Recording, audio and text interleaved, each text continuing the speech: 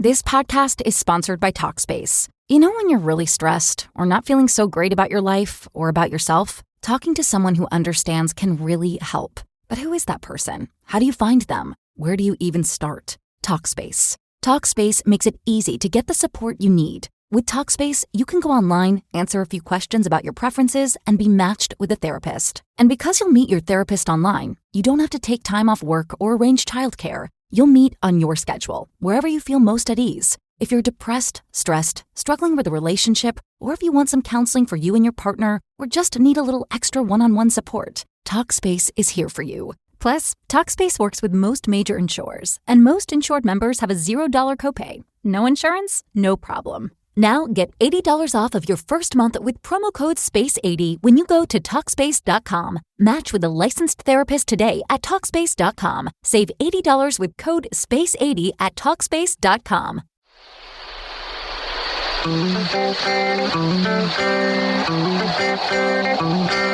You're in a good place now.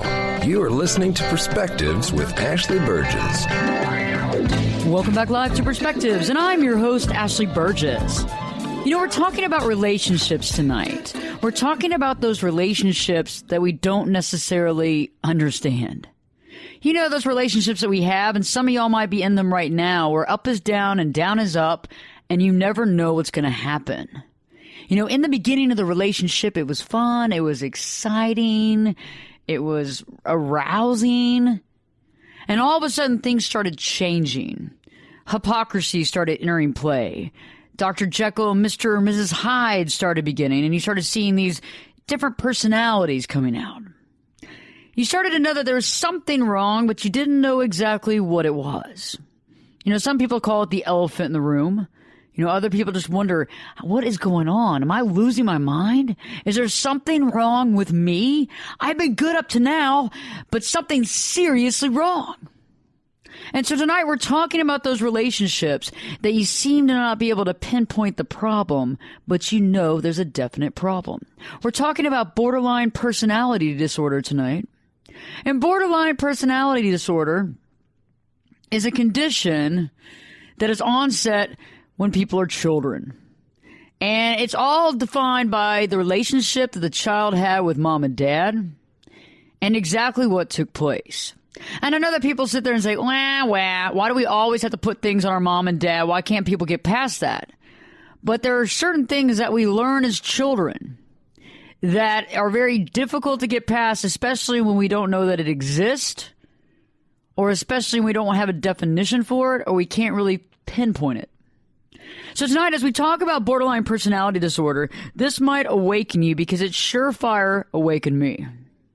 I started realizing a lot of things about a lot of things pretty quick. And I've read a lot of books on borderline personality disorder. I've read a lot of books on it. But I'll be honest with you, they were hard to decipher. They were hard to decipher because a lot of things kind of sound like each other. So if any of y'all know about mental health, you know that there's things called borderline personality disorder. There's things called depression, manic depression, bipolar. I know everybody's heard of the bipolar one, right? Oh, she's just bipolar. And so we have all these things, and people like to group stuff into other things. And then there's this whole thing called medication that people take. And then you just really never know what's going on. However, once you understand what I'm talking about tonight, this is going to impact your life for the rest of your life. You're going to learn some stuff tonight, and we're going to have some fun. But you're going to learn some stuff, and it's going to actually open your eyes to probably something that's been going on in your life for a long period of time. Now, this could actually open your eyes to dealing with your parents, meaning one of your parents is borderline personality disorder. Okay? What if it's your wife or your husband, your spouse, your girlfriend or boyfriend? Even more than that, any relationship. What I'm going to be talking about today applies to anybody's relationship. Okay? And that's key because borderline personality disorder doesn't just start and stop in a love affair or in a marriage. And you can find that, and it's so great because you're going to be able to define it, see it, understand it, get it, and decide if you want to deal with it or if you just had enough. This is all going to happen tonight. I know this is a big night, but this is something that needs to be talked about because It wasn't until the other day that I figured out something that was monumental in my life. I was able to figure out a situation in my life. I was able to figure out a family member that has and demonstrates qualities of borderline personality disorder. And I was able to understand that. And I was able to also understand the relationships. And also I was able to understand why I would ever put myself around other borderline personality disorder suffering people. Because it was normalcy. Okay. And so think about that. It was normalcy. So a lot of times we have a family member, and it doesn't have to be your mom or dad. This could be somebody that you're close to, like an aunt, an uncle, even a cousin that you spend time with, that you got to know, and that person has borderline personality disorder or was deceased and had it. And you're used to being around that. And we're going to talk about the symptoms. We're going to talk about what people do when they do have borderline personality disorder, as well as the major traits that we see from someone that has borderline personality disorder, and how you can start figuring out who's who and what's what. Because in this scenario, when you're dealing with someone with borderline personality disorder, it can make you feel very out of control. It can make you feel very confused. I just had a friend of mine that was in a relationship with a woman that had borderline personality disorder, and they dated for about 7 to 9 months, and she broke up with him quickly over something irrational. It was like something about he didn't visit her when she had a cold one time, and so she decided that was it with the relationship. And it wasn't until I sat back and started thinking about it, because he took it really, really hard. Like, he took it very painfully. It wasn't something that was easy for him to deal with. And he's one of those people that can clearly bounce back from things. You know, he's a good old boy, a good person. And I kind of started like looking into that particular relationship. And as I peered into different aspects and I started realizing different traits and different indicators, I realized that his ex suffers from borderline personality disorder. And because of that, when you are with a borderline, when you're in a relationship with a borderline, you already feel out of control. And the reason for that is because there's a lot of splitting of behavior. And splitting of behavior, that's more of a therapist term, splitting of behavior. But what it means is you're going from one extreme to another. So you got Dr. Jekyll and Mr. and Mrs. Hyde. Okay, that's a good example. And you don't ever know what you're going to get. And you also don't even know what makes one of those personalities comes out. So, for example, you could come home tonight. Let's say tonight you're driving home, you're listening to the show, you get home, and you walk in the door and you ask your wife, how are you doing? How are you doing could be the catalyst to a very nice and good conversation, or how are you doing could be the catalyst to, I hate you, I'm going to throw things, I'm slamming the door, you are awful, get out of my life. And there's a lot of things that can happen, and because your world is kind of turned upside down, you feel as though you've been placed in one of those ninja blenders, right? You feel like you've been placed in that blender, and it's like you've been shot out of a cannon. And the next thing you know, you're trying to get out of that blender. And as you get out of the blender, you obviously can't stand straight up because you're completely, out of sorts. And when you finally start getting your footing and your sea legs, you might say, you get put back in the blender. Because that's what a life is like when you're living with a borderline. So we're going to begin talking about borderline personality disorder and the fact of how certain traits exist, because there's certain specific traits that define this condition separately than all other conditions. And I think that you're going to feel as though you've learned a lot tonight, because this is big time. Once you get this type of knowledge, understanding and knowing people is a piece of cake. Because it's one thing to deal with depression. It's another thing to deal with mania. It's another thing to deal with bipolar. But it's another thing to deal with borderline. And the big difference between that and borderline and all those others is that borderline almost cannot love. A borderline would rather love someone that they cannot have, who's married, who lives in another country, or their ex-wife or ex-husband, than to be able to love anybody that they can love. Because getting close to people is like it's like their kryptonite, okay? And they want to almost pervert things that are on a loving nature because of the relationship that they had with mom or dad. So let's begin talking about these specific traits. And I think this is interesting because some of the traits will combine with other type of clinical definitions. However, once you see the full picture that I'm painting for you, picture this. Italy, 1932.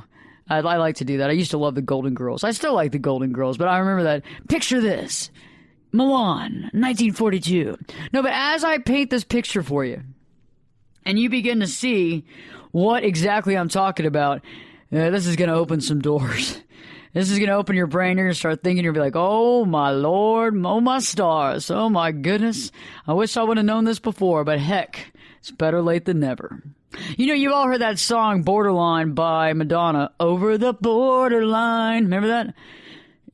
Keep on pushing my love over the borderline. Yeah, that's all about borderline personality disorder, by the way. I know, it's some major stuff here, okay? So we're going to talk about that. Let's talk about the first traits of a BPD, of a borderline personality disorder. First off, impulsivity. So they're very impulsive, okay? And I know a lot of people say, well, I got ADD and I'm very impulsive. I'll go out and buy a pair of $2,000 boots, and then I'll feel bad about it because I got, retail therapy stuff going on and all that. But I'm talking about impulsive on every single level. Sexually impulsive, like outgoingly impulsive on every level. And impulsivity is a very interesting thing because it can go from one extreme to the other. What about passive aggression? And I know that a lot of us say, hey, sometimes when I get angry, I might get a little passive aggressive, but this is a constant with a borderline. They don't argue and they don't fight fair. Straight up. They do not fight fair. They never have and they never will. I don't know if you remember, but it's kind of a dramatization, obviously. But a long time ago on one of the Seinfeld episodes, Elaine was dating a guy that had gone through a series of big-time breakups. And on the first date, she's at the restaurant waiting for him to show up. And the waiter walks up to the table and says, "Are you Elaine Bennis?" And she said, yes, I am. And she goes, well, I have a note from so-and-so. He's not going to make it. He got stabbed. Well, anyway, her interest in this guy now that he got stabbed by an ex-girlfriend gets very interesting, and she's very enthralled with him. And she ends up going out on a date with him. And sooner than later, he starts making comments about how she has such a big head and all these other things. And she starts believing that she has a big head to the point where a pigeon, like literally flies into her head. And the guy was like, it's like he couldn't even miss it or something. It was so huge. And I know that's a dramatization, but the way that borderlines fight and the way that they argue is dirty fighting. And when we return, we're going to be talking about that. We're also going to be talking about more of the traits of a borderline and how you can define it and how you can understand where you are. So stay tuned, because Perspectives with your host, me, Ashley Burgess, will be back this time in 2 shakes. This podcast is sponsored by Talkspace. You know when you're really stressed or not feeling so great about your life or about yourself? Talking to someone who understands can really help. But who is that person? How do you find them? Where do you even start? Talkspace. Talkspace makes it easy to get the support you need. With Talkspace, you can go online, answer a few questions about your preferences, and be matched with a therapist. And because you'll meet your therapist online, you don't have to take time off work or arrange childcare. You'll meet on your schedule, wherever you feel most at ease. If you're depressed, stressed, struggling with a relationship, or if you want some counseling for you and your partner, or just need a little extra one-on-one support, Talkspace is here for you. Plus, Talkspace works with most major insurers, and most insured members have a $0 copay. No insurance? No problem. Now get $80 off of your first month with promo code SPACE80 when you go to Talkspace.com. Match with a licensed therapist today at Talkspace.com. Save $80 with code SPACE80 at Talkspace.com.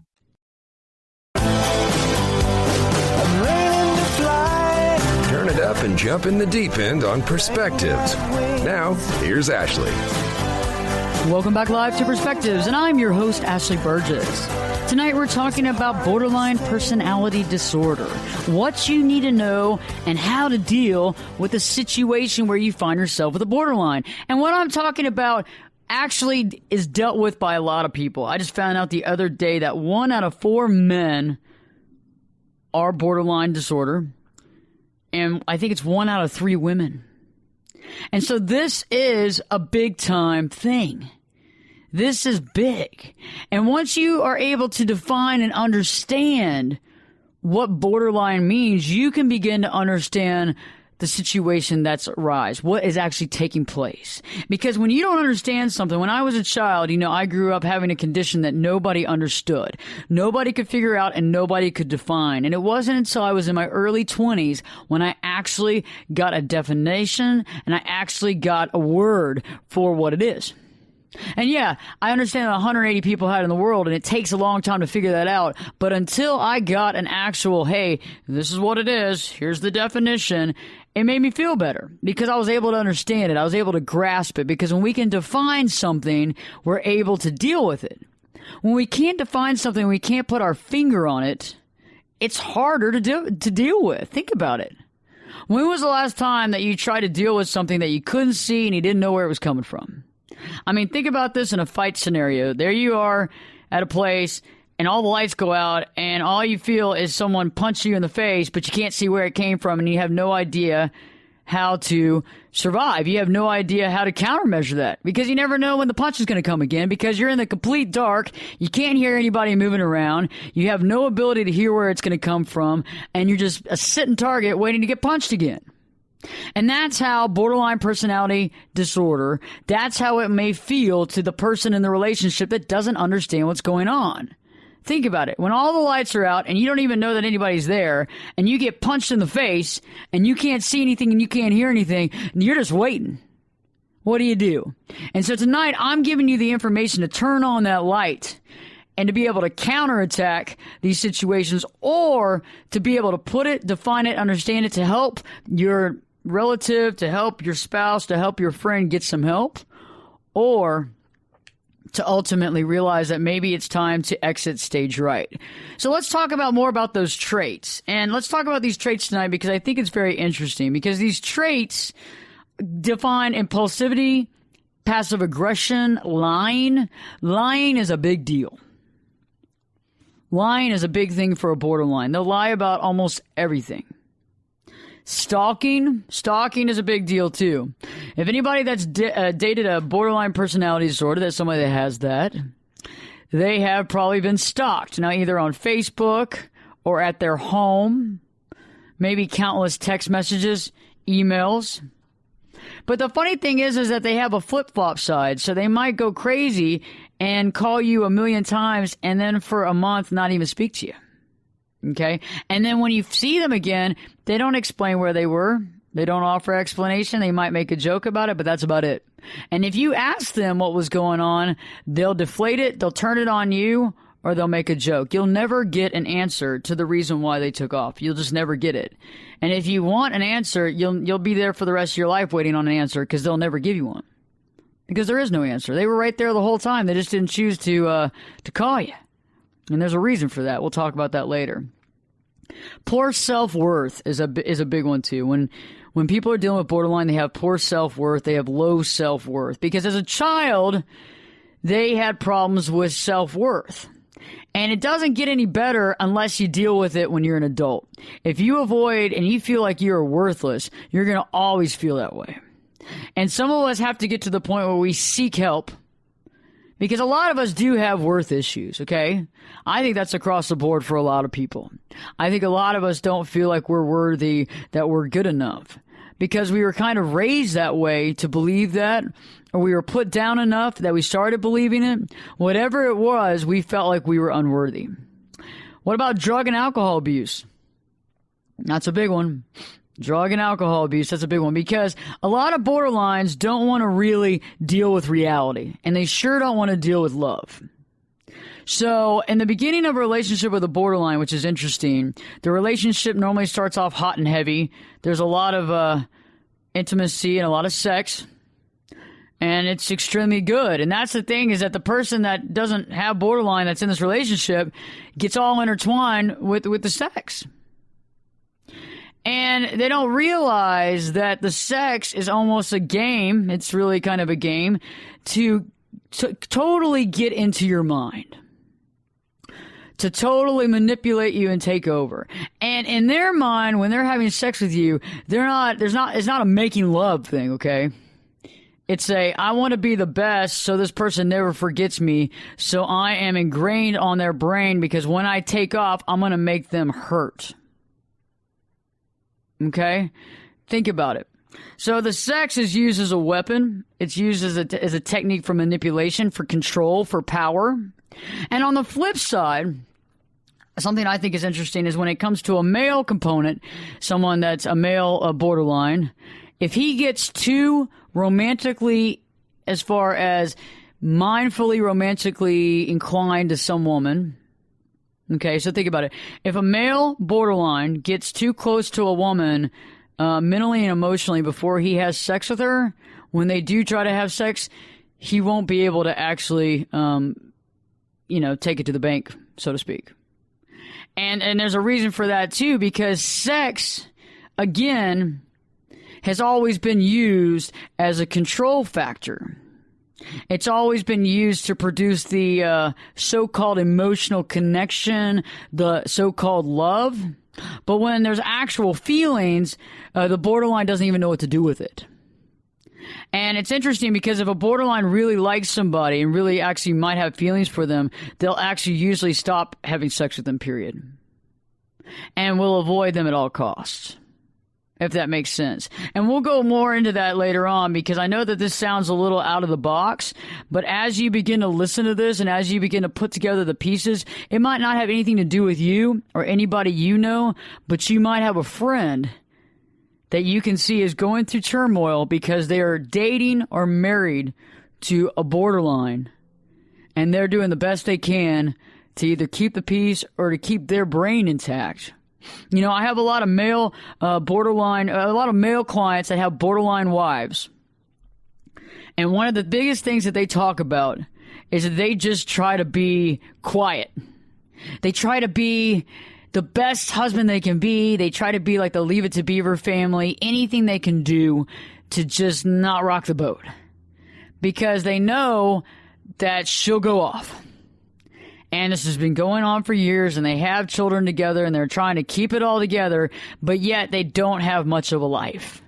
I mean, to sit there and realize that every day that you go home, every night that you go home, you know that you have to keep it together, be as quiet as you possibly can, be as quiet as a church mouse, and say as little as possible, that's not a life. That's not a marriage. I mean, what is that? And to have to do that for 5, 10, 15, 20 years? I mean, I have clients that have been doing this for 25 years, and they're counting down the days till their last child graduates high school so they can finally be free. Okay? This is excruciating. And I've dated a borderline before. I've actually dated 3 a long time ago. And all 3 of them, wow. Oh, my Lord. And it was wild because all 3 of them were very interesting. 2 of the 3 had, very good jobs, highly employed, high education level. Had brothers and sisters. All of them were very quick to, when we met, it was just like a quick connection. Almost too quick, I would say, when I look back at it. And I overlooked a lot of things at the time. The next thing would be that our relationship started hot and heavy. And it was like a Jedi mind trick. It's like every time we hung out and stuff, it was fun, but there was a lot of time in between where I didn't really know what was going on. And it seemed like there were 2 sets of rules. Like Ashley can do this, but the other person could do all that. And if I ever questioned what they were doing or what was going on, there was never either no response, like I didn't deserve a response, or I wasn't allowed to have a response, or they would kind of make a flippant joke about it, like a flippant type joke about it, or they would just skim over it, or they would turn it around on me and be like, well, you weren't around, or you were all preoccupied. It was always something. And I'll tell you one thing is that I always knew that something was going on. I didn't really know what was happening, but I knew something was happening. And that's the thing that I'm talking about tonight is a lot of us watch CSI. Okay, some of us watch different type murder mystery films, but the concept of the murder mystery film is to figure out, okay, there was a murder, who did it, Where is the murder weapon? Where do we find it?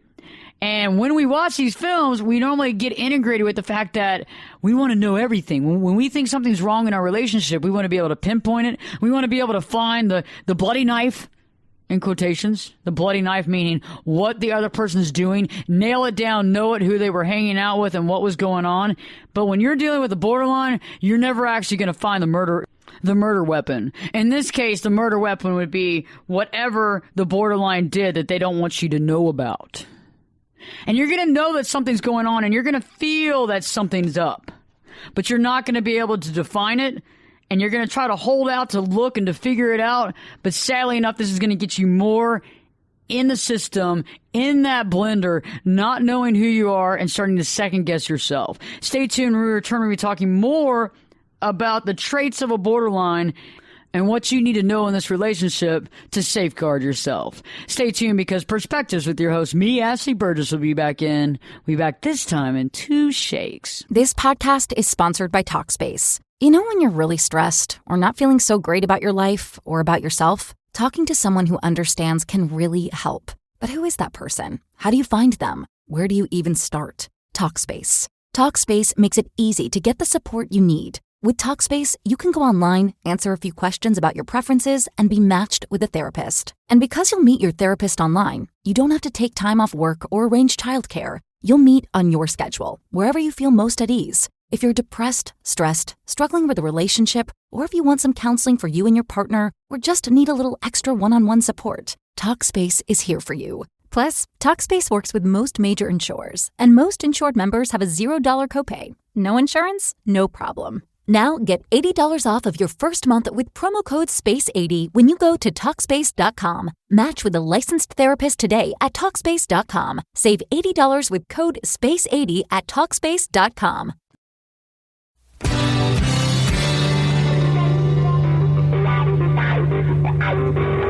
This is Jake Busey, and you're listening to Perspectives with Ashley Burgess. Welcome back live to Perspectives, and I'm your host, Ashley Burgess.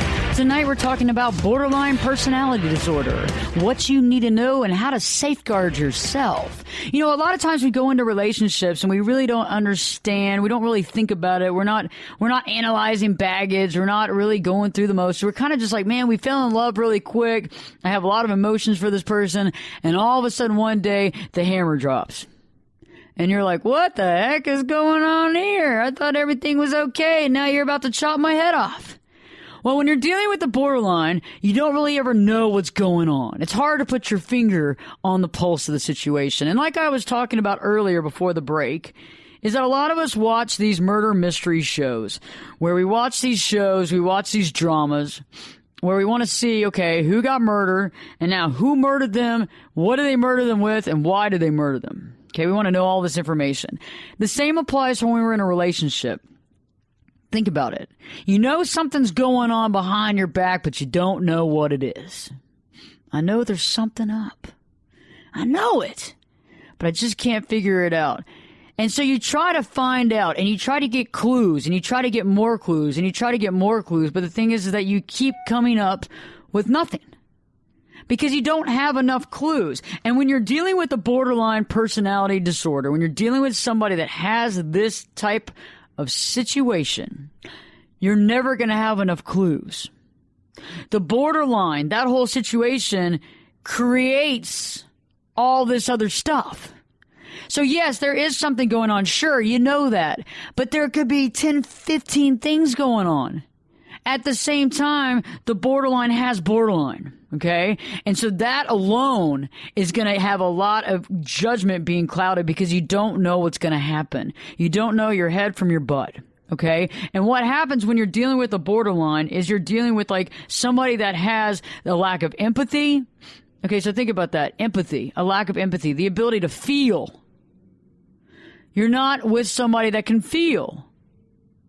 Okay, that's like top deal right there, is that in order to be with someone else that's a human being in any sort of relationship, you have to be around someone that can feel. And that can feel for you. Okay, not sympathy, empathy. And a part of empathy is also love, if you think about it. And this means that it's almost like 99% that a person with borderline can't honestly love another person. Because they aren't able to, because they don't love themselves. They self-loathe, okay? And a lot of this came from mom and dad. So, for example, let's talk about this real quick. If you're dealing with a male borderline, he could be your boyfriend, he could be your spouse. Now, there's several things that could have happened with him and mom. Maybe mom wasn't getting enough attention from dad, and so she looked to her son to give her attention. Some of that attention could have been almost sexually oriented.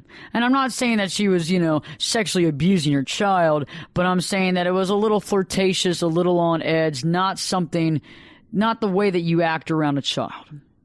Another thing could be that she was not happy with her husband and would make comments about how awful her husband is, how awful his dad is. And so there's two things that the son can do. One, he can sit there and side with her and say he's awful.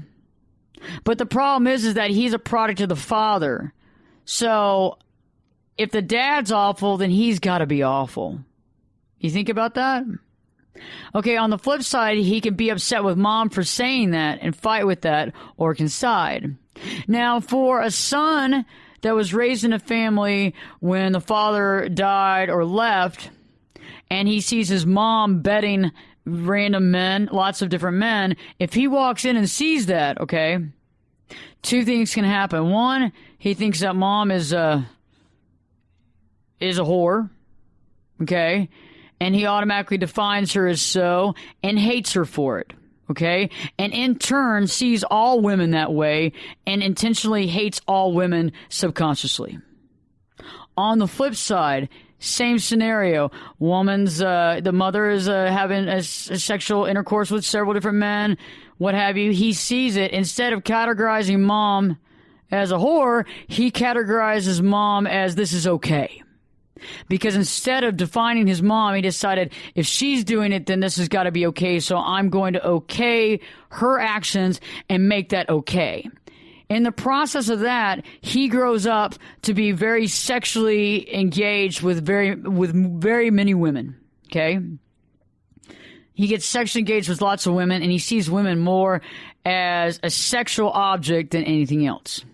See, there's a lot of options. There's more options, too. We'll talk about this later. Like a daughter that's raised by a father that's either borderline or has these traits is more likely to date a man that has borderline because she's used to it.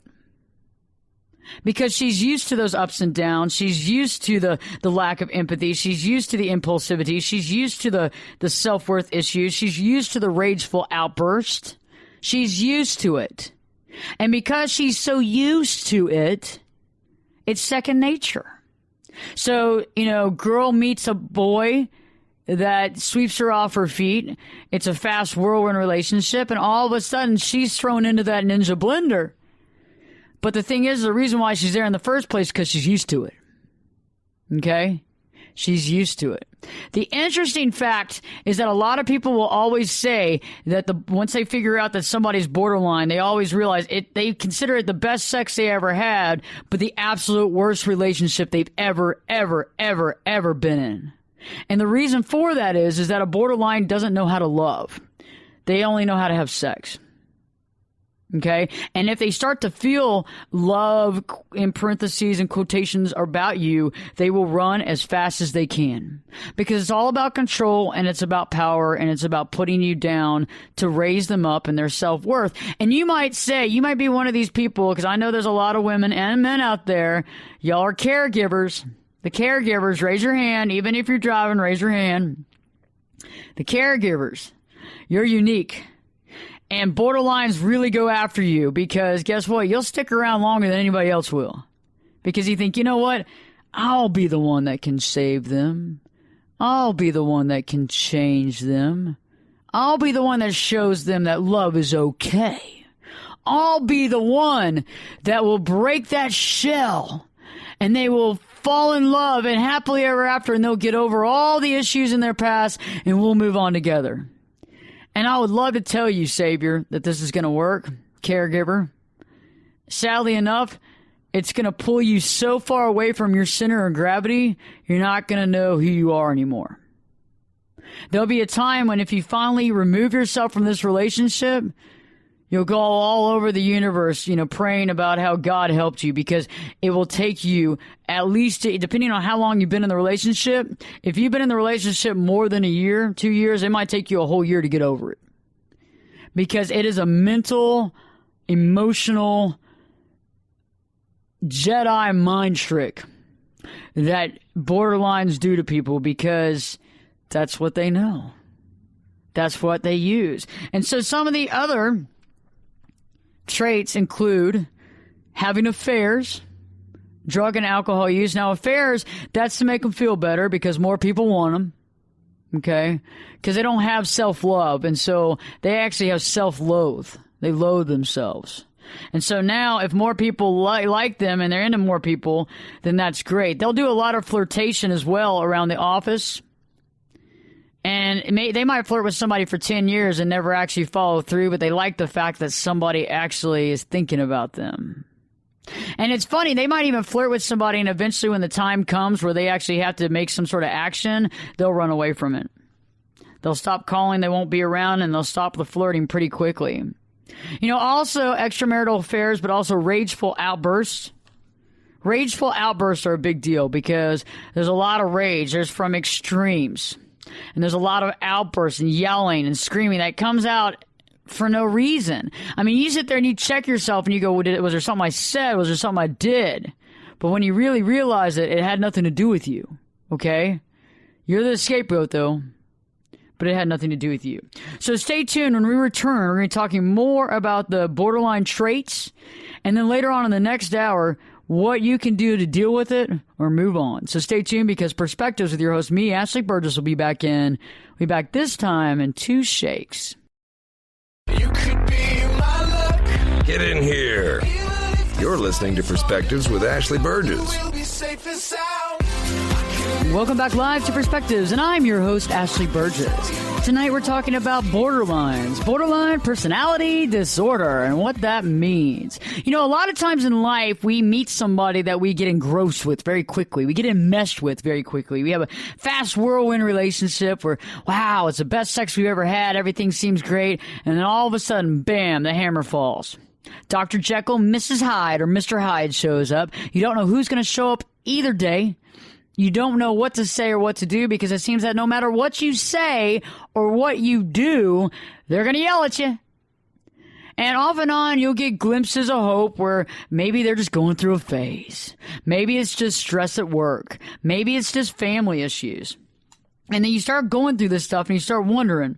But eventually, as the years pass, if you're still in it, you realize it's not just a phase. And tonight we've been talking about borderline personality disorder and the traits of a borderline. And so we've talked about impulsivity, we talked about passive aggression, we talked about lying and stalking, the lack of empathy. Empathy is a big deal. That's also defined directly to love. If you can't be empathic, you really can't love somebody, honestly. Poor self-worth, drug and alcohol abuse, extramarital affairs, rageful outbursts, depression and suicidal ideation. So think about that. A lot of depression there. And that's why a lot of times borderline gets defined wrong. It basically, they see a patient, so patients will come in and they have depression, and so they automatically say they have depression. But they don't take a look at the other extenuating circumstances, and so they put them on depressant medication, but it doesn't work. And that's why a lot of people who are married to spouses who have depression and they've been on medication, they go, we don't know what's going on. They've been on medication for 5 years. They've changed their medication every 6 months. Nothing's working. Well, you know what? They've been misdiagnosed. Okay. And it could be borderline personality disorder. And that's what you need to know, because if it is, maybe they can get some help, or you can also figure out what to do and you can get some help too. What about the inability to hold on to difficult emotions? And the inability to self-soothe. Because a lot of times we take it for granted, the ability for us to kind of deal with our own issues, to have emotions that we deal with, because most of us deal with stuff on a daily basis. And we take it for granted that we're able to deal with that, but some people can't. They aren't able to. They have self-harming behaviors, sometimes accident-prone. Cognitive disorder, projections. They have that splitting, that I love you, that hate you concept. And that's a big deal, too. That's one of the biggest traits of a borderline is the I love you, I hate you. Within the same hour, within the same minute, they can love you and they can hate you, and you have no idea why it changes. Seriously. They've written books on it. One book is called I Love You, I Hate You, Don't Leave Me. I hate you, don't leave me. And I read that book. It's on borderline personality disorder, but it was very questionable because the problem was it never really defined it. And so there were even more questions than answers when I read that. I thought it was a good take on it, and I liked the title, but I thought they could have gone a little further when they were really defining it. They're physically volatile. They're violent. They are very big into rebound relationships. They can have some OCD and some anxiety. They self-sabotage themselves. And they have an incapacity to want you unless they can't have you. And let me define that real quick, because this is a big deal. Because borderlines like the idea of being with somebody that they can't really necessarily be with. So either the married person that they like, the person that lives on the other side of the globe, think about it, or their ex. A lot of times borderlines are still in love with their exes, their ex-wives, their ex-husbands. And the thing about it is that the love is it's not really a real love, but that's all they can think about because it can't really be attached to anything that they can be actually attached to. Think about it. And so a lot of borderlines go around their whole life thinking about the one that got away. And the one that got away, there's probably a lot of issues there, but the thing is that they're unattainable. They're unattainable, but they'll go through their whole life thinking about that person. There's a lot of extreme jealousy as well. A lot of narcissism, being bigger than life. And the extreme jealousy thing is interesting too, because they're extremely jealous of anybody they're with. And when the person they're with literally almost has to give up their life as far as a life outside of them, because they're extremely jealous. But on the flip side, the person that's dating them can give up their life, but the borderline won't, and will maybe go out several nights in a row and never even say where they were or what they were doing. As long as you're at their beck and call, though, it's okay. And the funny thing about it is the more you're at their beck and call, the less they want you. So if you're actually there and a good person and care, they don't really want you that much. And what kind of relationship is that? Think about it. It's like the whole idea of, well, I'm not going to call her for 4 days. And then when she calls me, though, I'm not going to respond for X amount of time. It's like, what is up with the game plan? And if you love game playing and you like it as a sport and you don't mind getting emotionally screwed up in the head, date or marry a borderline. Because this is the ultimate game plan. This is the ultimate mind game play. Okay? Because you won't know what's happening. This will be the game of a century for you, and it will last your whole life, and it will be difficult to get out of it. I mean, because the borderline concept, there's a lot of codependency, but there's also a lot of selective memory. Think about it. They're very quick to not think about something that they've done, but to think about the problems with you. Okay? They'll find problems with you. And also, their memory is very selected. So depending on what they've done, they might not remember that, but they'll remember everything that you did that they're not happy with. And I think a lot of people can relate to this and is starting to think about it in their own backyard when it comes to a relative or when it comes to a friend or somebody they're in love with or been in love with or somebody they're currently married to. Is that you're never getting anything right. Okay? You're the problem. See? And you don't know why, because you've done everything you can, you've done everything right, but you're still the problem. And by the way, they'll let you know about it every single second they can. You know, a lot of times there's control issues, and that's a big deal, is that a lot of this is all based on control. I'm going to start outbursts, I'm going to get rageful because I'm controlling you, okay? I'm going to control you to get meek, to get quiet, to lose your personality, to come home and walk on eggshells, and better hope that I don't yell at you. That's what this is. Also, there's a lot of blackouts, not remembering what was going on. And that's also an easy way out, too. And I know that there are blackouts and it happens, but it's like you can't ever put your finger on things. You're held to a higher standard than they ever are, even though they'll point out all your flaws. For all you women out there, if you're with a borderline male, you will never feel tall enough. You will never feel thin enough. You will never feel busty enough, okay? For all you men with borderline females, you'll never be a good enough caretaker. You'll never be a good enough breadwinner. You'll never be tall enough. You'll never be successful enough. You're never enough. It's never, ever, ever enough. And you will always try to get their admiration, and you will never, ever get it. And do you see the combination of the reason why people get into borderline personality disorders and with people like that is because they're used to trying to get the same thing from their parents. They're used to trying to get that same thing. Like in a borderline, when you're a male and you're with a borderline female, you just want her to sit there and say, honey, I'm so proud of you. You've done such a great job. You're such a great caregiver. You're such a great breadwinner. You're totally successful. And I appreciate every single thing you do for the family. Except for you're never going to get that. You're never going to get that. And you never got that with your family either.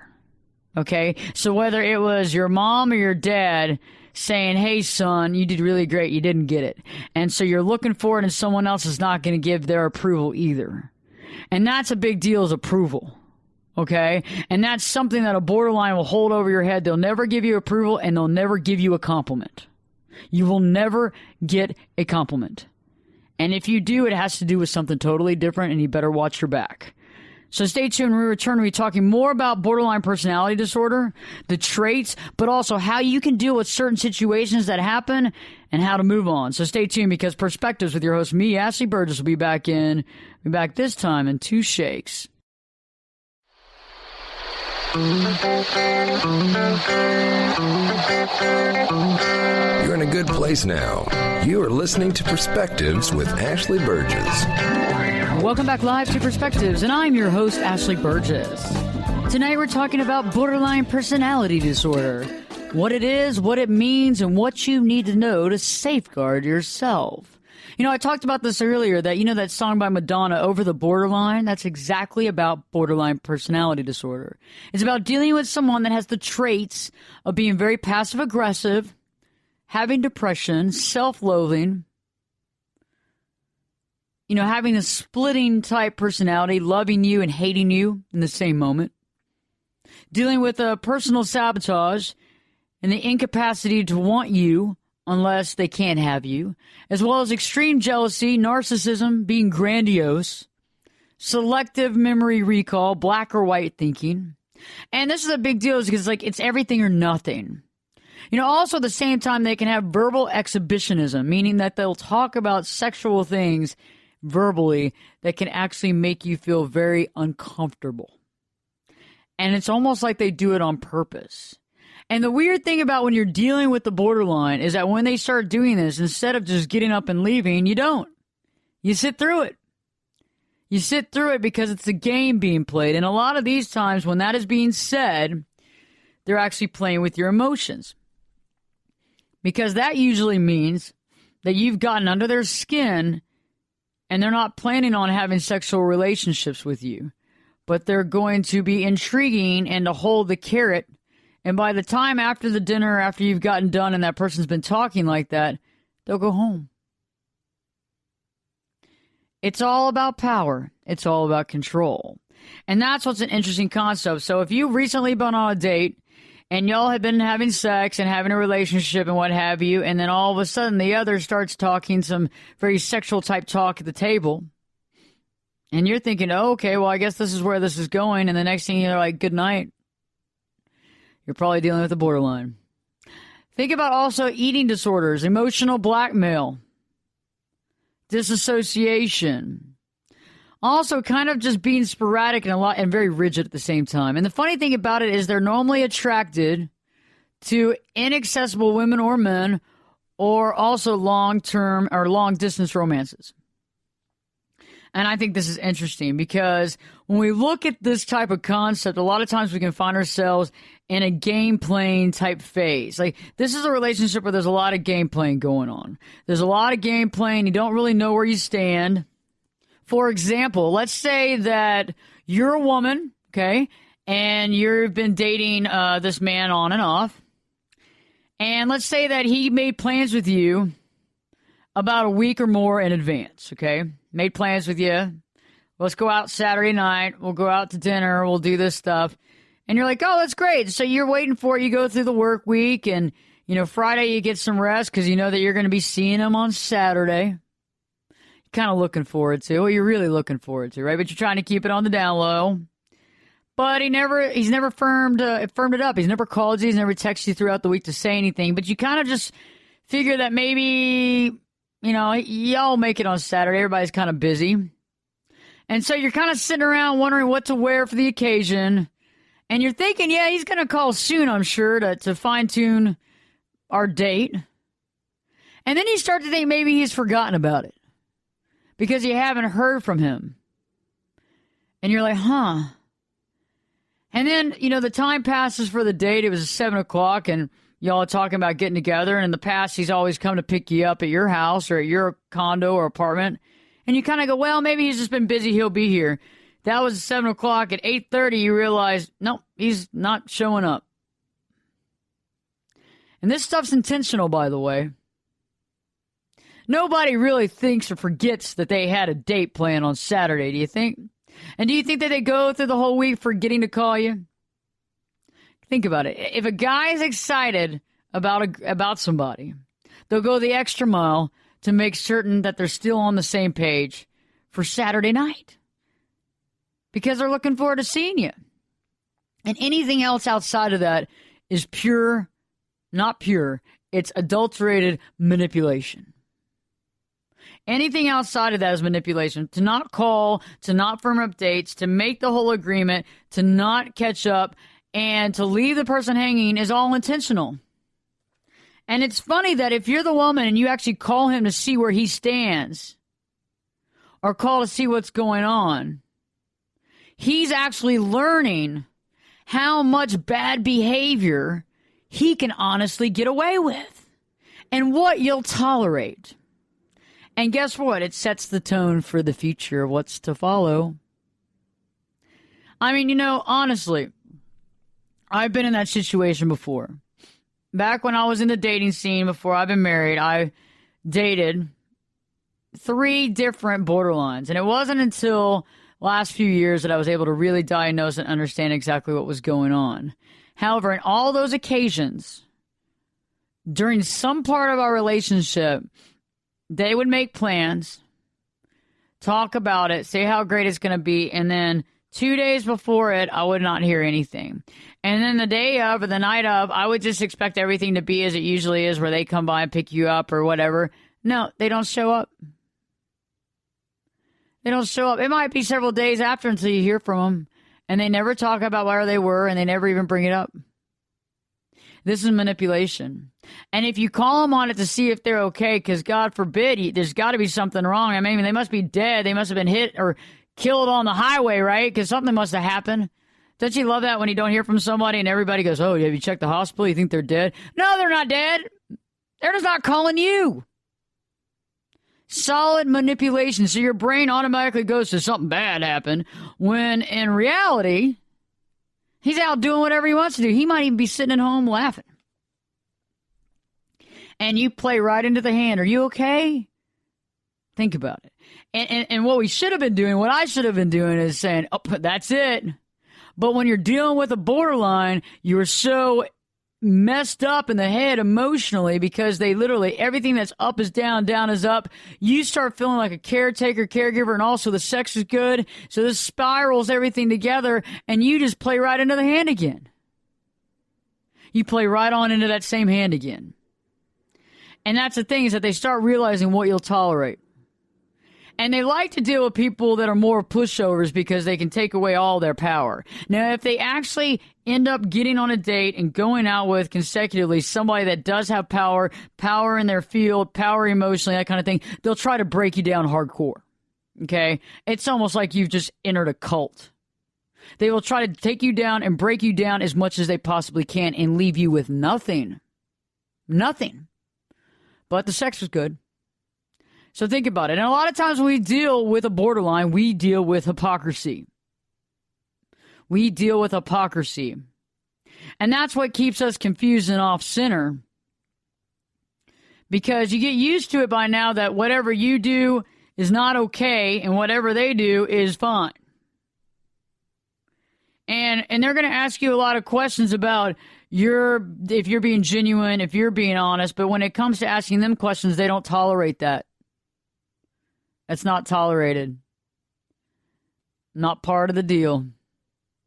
It's like they literally want you to be naked, quote, naked, mentally and emotionally, while they are completely guarded and completely hidden on every level. And that's something that we have to know is that when we're dealing with borderlines, this isn't you going crazy. This is you dealing with the situation. And you're dealing with somebody that doesn't have the capacity to actually honestly love. And we have to sit there and get out of the caregiver mode and realize that we have to give care to ourselves. Because in this relationship, if you don't care for yourself, no one else will. No one else will because it's really crazy. It's a scary relationship. It's scary because you're out there with a wing and a prayer and you're going to be taken down piece by piece. And so when we return to be talking more about the traits of a borderline and how to kind of understand where you stand, why you got there in the first place, and how to start moving on. Stay tuned because Perspectives with your host, me, Ashley Burgess, will be back in 2 shakes.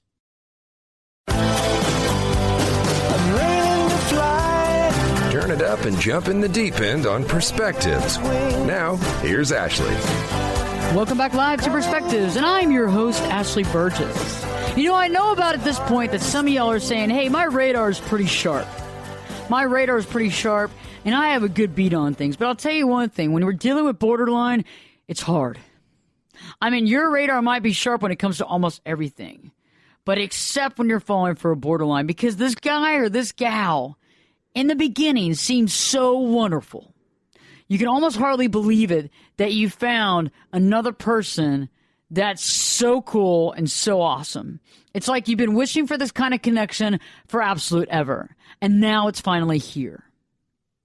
But you know, honestly, as this relationship progresses, you're going to feel increasingly frustrated, you're going to feel confused, and you're going to be ultimately tormented.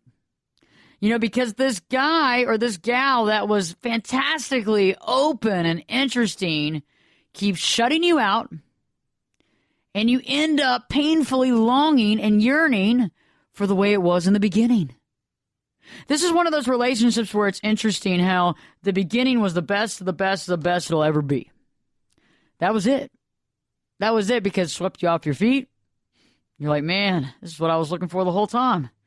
Oh, this is great. Can't believe this. This is what I wanted. And a lot of it is fantasy. The fantasy of the relationship. The fantasy that this person that you've been looking for a long time with these traits actually exist. And the sex is amazing, and the connection and the chemistry is amazing, and all this stuff's amazing until they shut you out. And they will ultimately shut you out. And the interesting thing is that instead of like being shut out and then us walking away, we try to get in contact. We try to get their attention. We do whatever we can. And that could take a day, that could take a week, that could take a month, that could take a year. You get back in it again. You start all over again. It's crazy. It's cool. It's tormenting. But yet then you go through the whole process again. You keep doing it, and you keep doing it, and you keep doing it, and you keep doing it. Some people do this for a lifetime. I mean, it's unhealthy because it's taking your will to live. I mean, this is like having another job, but an emotionally and mentally and physically draining job. Because you never know what's happening. You know, and it's funny because when we talk about male borderlines, they're more likely to choose or select a woman that he honestly perceives as being needy or less powerful than he is. You know, think about it. Any woman that's really honestly whole to him, like a whole person, or has maybe greater resources than he has, or is recognized higher than he is, think about that. That activates his abandonment fears. The fear of being abandoned, okay? Because the control factor is not there. Because if he does choose a partner who's relatively sound, who's relatively healthy, he's going to systematically tear her down and make her question her own worth. And think about it. In this way, he's always in the driver's seat, and the abandonment concerns are averted. Because the thing is that they've learned this from a child. They don't want to be abandoned. They have abandonment issues. And when I was talking about my family member, the family member I was talking about was abandoned by their parents.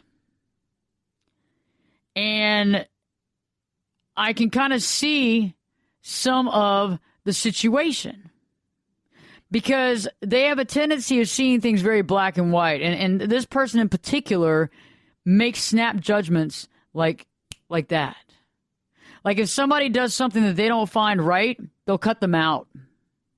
They'll cut them right out. And it could even be a family member. They'll just cut out. They won't talk to them. They'll stop communication with them. They'll cut them completely out of their life. And I've seen this person do that countless times. They even did it to me for a while. They even did it to me for over 5 years. And think about it. It's like I've realized it now when I sit back and I look at it, it's textbook borderline. You know, when a parent abandons a child at an early age, that child knows abandonment. That child knows what it feels to be abandoned. And guess what? That child never wants to feel that again. And so instead of later on down the road working through it, they just never want to deal with it. They'll run from abandonment. They'll run from relationship to relationship. They'll do a lot of extramarital affairs just because it makes them feel better about themselves. Because sex is kind of like a glory deal. And, you know, they're going to see things very black and white when it comes to other people. They're not going to look at what they're doing, but they're going to look at what everybody else does and make decisions based on that. And when you're dealing with a borderline, you're dealing with a lot of that. They make a lot of decisions on other people. They make a lot of snap decisions based on whatever. And those are the same things that they could get away with doing, but it's not right for that person to be doing it. And because they're doing it, they're no longer in the borderline's life, and they will just let them go. And it could even be a relative, a family member, even a child. Even children can get cut out of borderline's lives. It's interesting, too, because when you're in love with a narcissistic male or female, you're never going to feel good enough. You're never going to be good looking. You're never going to be smart enough. You're never going to be tall enough. Okay? And they may not actually convey their disdain or disappointment directly to you. Okay? They might not. But you're always going to feel inadequate. You're always going to feel inadequate. For example, I remember something. It's almost like it feels like it happened yesterday, but it happened like 14 years ago. Isn't that funny how things happen? And I was out. Well, maybe it was like 15 years ago. Maybe it was longer than that. Okay, I'm not going back any further. Got it? No more aging on this deal. But I was with somebody I was dating, and they happened now that I realized years later that they were borderline. Still are. Nothing's changed. And I remember we were out on a date one day. And we're walking down the street, and this woman walks by, and she's probably in like 6 or 7 inch stiletto heels. I mean, I couldn't wear those on a good day. And you know, he made it, and she had blonde hair, and I remember him making a comment about how gorgeous this woman was, and then looked at me in just a certain way, and made some comment about how I was more like a kid. And, I mean, that is one of the most painful feelings, to be walking down the street. Everybody's a little insecure to some degree, and then you have somebody pointing out somebody going, whoa, wow, she's beautiful. And she's got it all. Oh, yeah, she's hot. Look at those legs. Oh. And there I am in, like, flip-flops. And then he looks back at me in a certain way. And you know what? Oh, my gosh, talk about feeling inadequate. I mean, he didn't have to sit there and say, oh, you're not tall, you're short. Oh, you're not this, you're that. No, he didn't have to say anything, but he made me feel completely inadequate. And I think that a lot of people listening can resonate with what I just talked about. Think about it. And, it's funny because the truth of it, the real truth of it is that the borderline is insecure at their core. He or she is so insecure at the core that they have to throw a shroud. They have to throw a shroud around your flame to make theirs glow a little brighter. Do you see what I'm saying? They have to dampen your flame to ignite theirs. And so they're going to put you down in certain ways. They're going to make you feel small because they need to power up. And it's funny because they probably won't ever compliment you. But you're going to know your imperfections and you're going to know your deficits. You're going to know those clearly. There's going to be like an almanac of them. There'll be like a separate treaty of your imperfections and deficits. And you're going to know it. You're going to know it. You're going to know exactly what it is. But they're never going to compliment you. And if they do, it's rare. And if they do, there's a reason behind it. And it's probably not good. But I've been around people in my past where you could have done it. You could have come up with Wikipedia. You could have invented Google. And it will never compliment you for anything. You could have come up with a cure for cancer. No compliment. No, hey, good job, nothing. And they always downplay everything you do. And they always make you feel lesser. And I have another example too, and this might hit home with some of y'all. Because it's hit home with some of my patients that we've talked about this too. So one time, years and years and years ago, I used to be a professional photographer for a little bit of time. Well, for a long time. It was like my career when I was young, when I was going through college. And I was dating somebody, and I took some amazing pictures. And some of those pictures I had developed. I had a little camera at the time, little Canon, what have you. A Canon 35 millimeter. And there were some beautiful, beautiful pictures. And I remember, some of my friends going, man, I would really want some of those. And I was like, oh, yeah. And I remember I was dating somebody, and I was like, I want to impress them on their birthday. And so I took 3 of the most amazing pictures I had I can't even tell you how many people complimented me on those pictures. Please, can I have them in my house? Hey, man, can I frame those and put those in my house? And I gave them to the guy I was dating. And he looked at me, he's like, oh, thanks. It's not really my style and all, but yeah, that's cool. That was it. For all I know, I think you threw him away. And that's how you feel around a borderline, is nothing you do is good enough. Whether it's your pictures, whether it's your poetry, whether it's your cooking, still not good enough. And they'll never compliment you, and you'll always feel lesser. And the funny thing is that when you start spending time with other people, like, you're appreciated.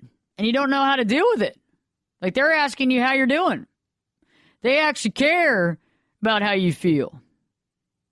They actually say, hey, you're awesome. Or, hey, I love your cooking. Or, hey, you're really good at the kitchen. This is awesome stuff. What is that? You don't even know how to deal with it because you haven't had a compliment in so long. You don't even know what's going on. You think they're up to something. So stay tuned. When we return, we'll be talking more about how to deal with the borderline. And how to figure out if you're in the borderline relationship and what you can do about it. Stay tuned, because Perspectives with your host, me, Ashley Burgess, will be back this time in 2 shakes.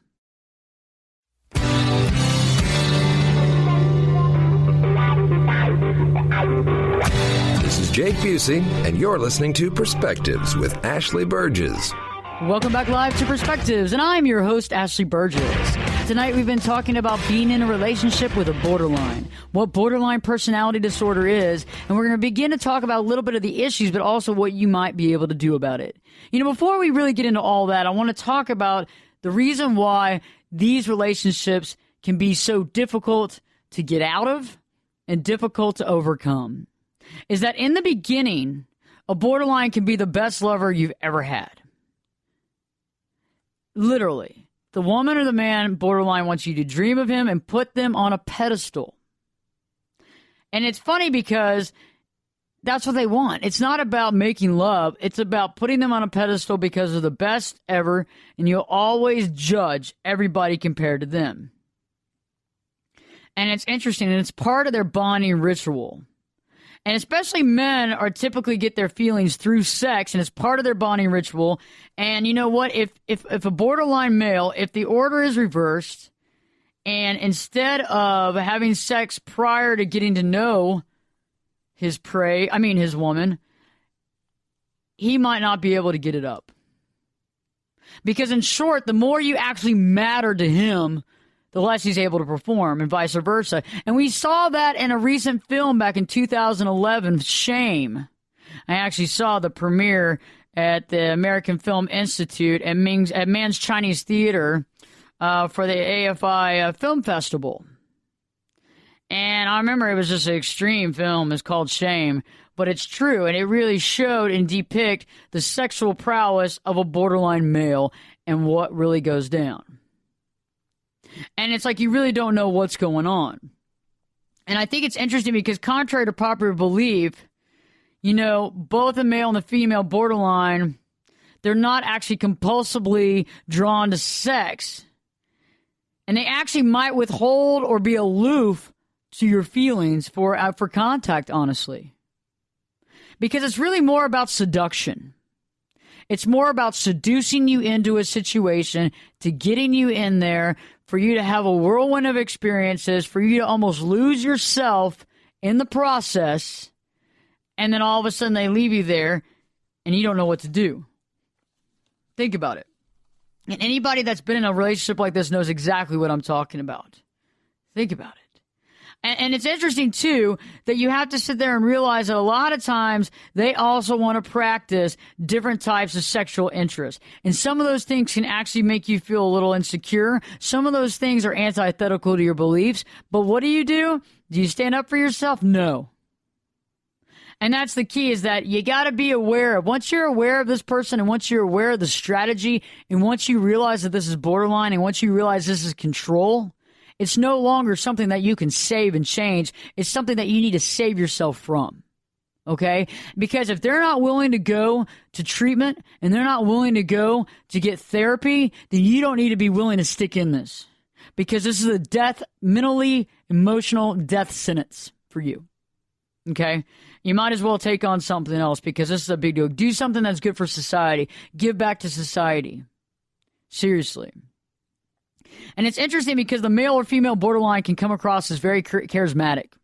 They're very seductive. The females borderlines are usually not powerful. They're almost like the damsel in distress. They need help because they had a bad relationship last time and they were abused. And you'll hear about how awful the man was and how awful he was, and you'll want to save her. Because that's what you are. You are the savior. You've come in on your white horse with your sword, and you're going to save the poor little damsel in distress. However, you don't realize that she's going to eat your face. She's going to eat you up and spit you out for lunch. And you don't even have an idea, because you're not even thinking about that. You're not even ready for it because you have no idea this is about to happen. And the thing is that you don't even realize that what she's talking about from her previous male about the abuse and everything, when y'all break up or when y'all get divorced, she'll be telling everybody else about how you abused her. And you didn't abuse her. You were mentally and emotionally raped. Okay? But the way that she sees it versus the reality, totally two different things. When it comes to the male borderline, they're very seductive and they can seem very powerful.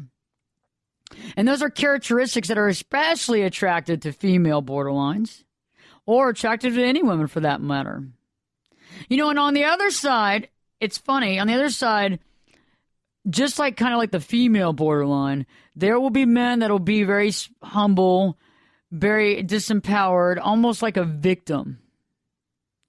And it's interesting because I've heard this concept before in a long essay that I read recently on borderline. And it was like either they're Superman or they're like the waif. It's either one or the other. They're either like bigger than life or they're the victim. And in the borderline case of the woman, it's normally the victim. She normally plays herself as the victim, just the girl that just needs a hand, that needs some help. She's just a sweetheart. She's great in bed. And then all of a sudden, Dr. Jekyll and Mrs. Hyde shows up. And it's interesting, too, because when you have this waif side when it comes to the male borderline, he'll talk about his boyhood wounds. And it's interesting because you'll try not to step on emotional landmines. But these things are in his past, and there's nothing you can say. You could say something that was just random that will set him off. And you're probably going to want to be like a totally different female than the ones that he grew up with. But that doesn't fit his emotional profile. See, he's found you because you remind him of something from his childhood. If you go and become the opposite of that, that's not what he's looking for because he's used to what he dealt with. And it's funny because most people, just like the waif male borderline, is very used to being comfortable and very familiar with drama and neglect. It's what feels normal to him. It's what feels easy to him. It's what he's used to. And it's interesting because it's kind of like, it's kind of paradoxical. The more you love him, the less he loves you. You know, it's almost like when you're younger and you're kids and you're dating or you're whatever in high school or college, your first couple of relationships. And it's like the closer you get, the more the other person pushes you away. The more you push the other person away, the closer they get. Well, that's very similar to borderline. Okay. But it's constant. And so you have to play a game of being aloof or not being available to get their attention. For example, instead of meeting them for dinner to pick something up, you have to sit there and say, hey, I'll come by your front desk and pick it up. Take care. Have a great week. The next thing you know, they're going to be calling you and calling you and calling you and calling you and setting up a date, and you're going to be hanging out because they want to know what the heck you're up to because they don't have a finger on you right now. And it's funny, like when we deal with borderlines a lot, we have a tendency of playing racquetball with them for no reason. It's like eventually don't hit the ball back over the net. Okay, and let's talk about that right now because I think this is important. Once you realize, because I think that you know by now, from all the traits and all the stuff we've been talking about tonight, you know whether or not you're in a relationship with a borderline or not. Because some of this stuff is ringing so true that you probably either swerved off the road or you fell out of your chair at home. Okay? Because it's a big deal. And a lot of y'all were thinking that you were on this planet alone and you had no idea what to do. Stressed out, have no idea what's going on, completely not understanding, and wondering, are you the only person on this planet going through this? Is this your pain and your agony to carry for the rest of your life, or is this ever going to get any better? Well, now that you realize that you're with a borderline, now you can decide what you want to do. Because these are important facts, because you have to figure out, even if you're a fixer or you're a rescuer, you got to figure out what you're going to do because you got to rescue yourself at some time. You know, on the airplane, they always tell you to put the oxygen mask on your face prior to putting it on your child. And the reason why they say that is because if you don't have oxygen and you can't figure out what to do, you're going to pass out before you can help the child. Okay? Right now, you're in this position, but you've put the oxygen mask on the borderline. And the borderline's cut your cord already. And no oxygen for you.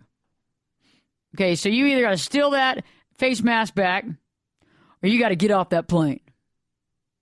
So what are you going to do? And so I know a lot of y'all are listening saying, well, heck, I'm in a marriage. I'm in a long-term marriage, and I've been dealing with this for a long time. I've been dealing with this for 5, 10, 15, 20 years. What am I supposed to do? Well, how much longer do you want to deal with this? How much longer are you ready to deal with this? And has your spouse seen any sort of therapist? Have they seen therapists? And have they been misdiagnosed? Because I think the first thing is if they're willing to get therapy and they're willing to go in to get treated, and this is a very difficult treatment because it takes a lot of time, it takes a lot of breaking down, and it takes a lot of being naked for them that they're not used to because they've hidden for so long, because they've controlled everybody around them for so long, okay? That they haven't been out there in the limelight. Now it's your turn to push them into the light to figure out what's up. If they're willing to get treatment and they're willing to actually go, you might be able to keep this marriage. God bless you. You're going to have to go to treatment for PTSD because you have been beaten down so much. Your stress level's at an all-time high. Your nerves are shot. You're constantly walking on eggshells when you're at home. You're constantly walking on eggshells not knowing what to say. You can't even be yourself in your own home, and you haven't been in 10 years. Okay? You haven't been. And whether the sex still going or if that left a long time ago, you got nothing. You're over there just dealing with hell every day you get home. I mean, your job looks better and better no matter what you do. Think about it. If your spouse is willing to get treatment, you got something there. But you got to be consistent and you got to make sure they go every single week.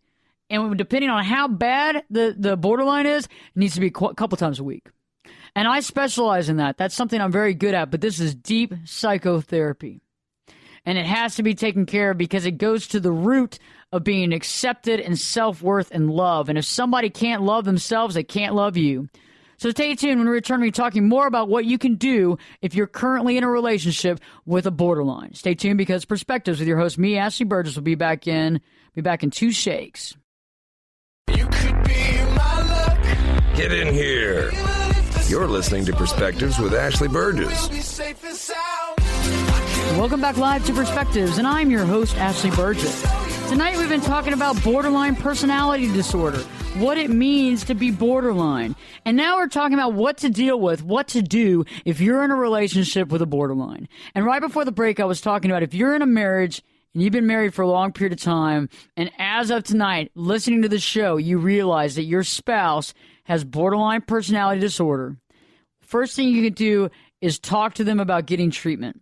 If they are in treatment and they've been misdiagnosed, which a lot of people are, then you have to sit there and work with it and go into complete deep psychotherapy. This is something that has to be dealt with because they don't actually know, or they don't have the capability of actually really truly loving someone. And you're going to go through hell and back trying to save this person. So if they're willing to go through treatment, that's great. More power to you. They're stepping up to the plate, and that's a good thing. If they're not willing to go through treatment and they don't want to listen to you, you've got to sit back and figure out what makes sense for you.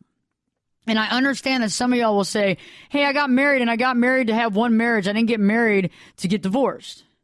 Okay? I don't want to be a divorcee. Well, you got to sit back and look at it and say, how well and how happy are you going to be in your life to deal with this day in and day out? You've already dealt with this for X amount of years. Are you willing to continue to deal with this? Is this helping and aiding in the quality of your life? Because if it is, great, but I don't think it is. If your kids have already grown and they're out of the house, then what's the deal? Even if your kids aren't out of the house, why would you want to live in a relationship that you are walking on eggshells and you can't be yourself with, and there's complete turmoil in that family? Think about it. Because the kids know. Okay, don't fool yourself. The kids know. Even if you're not yelling in front of each other anymore because you figured out how to be quiet and how to be whatever she wants you to be or whatever he wants you to be, the kids still know. Okay? They're not stupid. They might not know consciously, but subconsciously they know. And so even if you moved out and you got your own place, you could still have joint custody of your children.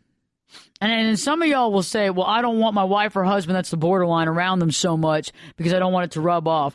Well, you got to take your chances and spend as much time with your kids as you possibly can. Okay? There's no easy answer for that except for if you were to take full custody.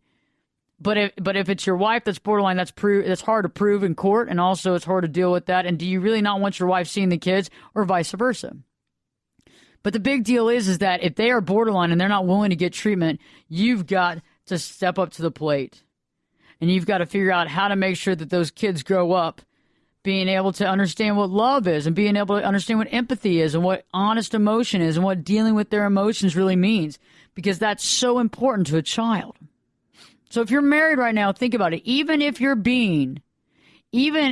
being the Ozzie and Harriet, even if you're being the Leave It to Beaver family, and you're pulling that off just to keep the peace, think about it. Are you willing to do this for the rest of your life?